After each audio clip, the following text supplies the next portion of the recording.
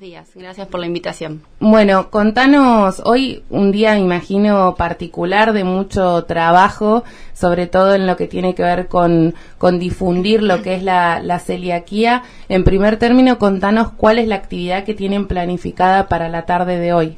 Bueno, el 5 de mayo justamente es el día del celíaco para difundir, para informar respecto a la enfermedad, respecto a los cuidados de una persona que es celíaca, por también todos los múltiples síntomas que tiene la enfermedad y que hay muchos que no saben que son celíacos. Lo que vamos a hacer en el día de hoy en Los Yaganes, a las 2 de la tarde, de 2 a 5 de la tarde, es un taller de manipulación de alimentos libres de gluten. Bien. Porque más allá de que hay muchos alimentos que los pueden consumir, si nosotros hacemos un mal manejo de ellos mientras hacemos la comida, sí, puede contaminarse con otros alimentos que sí tienen gluten y de esa manera provocarle mal nuevamente a la persona, ¿verdad? Bien, esta contaminación, ¿qué sería? Que, por ejemplo, un alimento con gluten,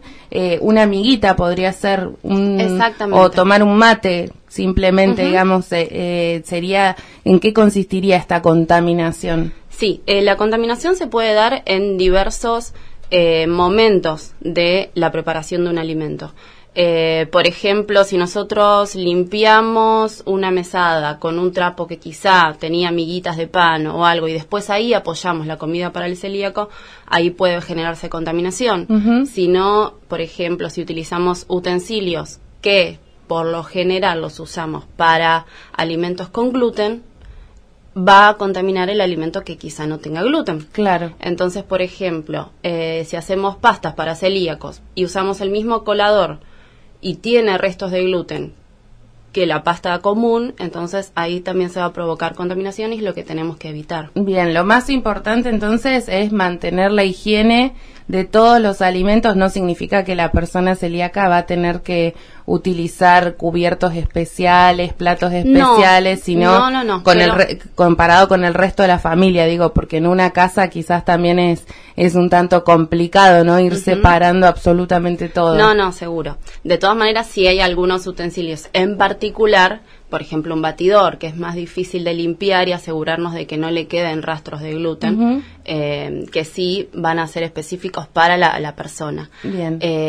Y después, sí, en realidad tener en las alacenas separados los alimentos que tienen gluten de los que no, y lo ideal es que esté arriba en los estantes superiores para que cualquier cualquier miguita, cualquier cosa que caiga, no lo haga sobre los alimentos que no tienen gluten. Bien. Tengamos en cuenta de que aparte la harina es muy volátil, entonces donde amasamos en un lugar, por lo general terminamos encontrando harina por toda la cocina, entonces es esos verdad. cuidados también. Romina, en lo que tiene que ver con estas condiciones de higiene, ¿se debe usar algún producto especial, algún detergente especial en lo que tiene que ver o cualquier producto? No, en realidad lo que sí tiene que haber es una buena limpieza. En el caso de los repasadores, que sean limpios, siempre, por ejemplo, en el caso de a la preparación de un alimento, cocinar primero los que no tienen gluten y después para el resto de la familia. De todas maneras, todo eso lo vamos a ver hoy en el taller. Bien. Es más que nada para las personas que elaboran alimentos y lo vamos a hacer con la cooperación del Departamento de Alimentos de acá de Río Grande. Bien. En lo que tiene que ver con comercios, con panaderías, con los comercios, los distintos rubros que tienen la posibilidad de vender productos aptos para celíacos o elaborarlos. ¿Cómo estamos posicionados en Río Grande? Porque recuerdo hace un tiempo había salido una ordenanza que los restaurantes, los bares debían tener un menú apto para celíacos, o sea, sin TAC, como es la sigla, pero no sabemos si eso se cumple, si no se cumple. No, eso en realidad es muy difícil también de que se cumpla, porque por justamente lo que te comentaba, si quizá hay la mejor predisposición de la persona a comprar alimentos para cocinarle a una persona celíaca sin gluten, al hacer una mala manipulación, por ahí lo está contaminando igual. Claro. Entonces hay que tener muchísima capacitación para este tipo de comidas, ¿verdad? O sea que es muy difícil de que esa ordenanza se pueda concretar en la práctica. En realidad hay una ley nacional que salió el año pasado, pero todavía no está reglamentada. Bien. Bueno. Justamente por esto también, ¿no? Porque es muy difícil. Romina, para quien nos esté escuchando en este día donde se habla muchísimo en los medios de comunicación de celiaquía, ¿cuáles son los síntomas que tiene que tener en cuenta una persona para darse cuenta si quizás es celíaca y aún no lo sabe y no tiene el diagnóstico? Los síntomas son muy diversos. Hay muchísimas características que tiene la enfermedad y por eso también hay muchos celíacos que no saben que son celíacos. En los chiquitos, por ejemplo, un nene que no crece como debiera, que quizá tenga la pancita como más distendida, y después las piernitas son flacas, un chiquito que quizá los hermanos son altos y el nene es más bien peticito, las diarreas crónicas en los chicos también, pero después hay muchos síntomas también en los adultos que pueden indicar, o sea, una de las opciones que esté generando ese síntoma sea la celiaquía. Entonces Bien. También por eso hay que buscarlo. En el caso de anemias que quizá no ceden con el tratamiento, o sea, por más de que nosotros tomemos hierro y demás, seguimos anémicos o lo tenemos a repetición. El pelo seco, la piel seca, en el caso como la celiaquía es autoinmune, sí. Entonces está relacionado con muchas otras enfermedades autoinmunes. Por ejemplo, en el caso de enfermedades de la tiroides, buscar también la celiaquía, diabetes tipo 1.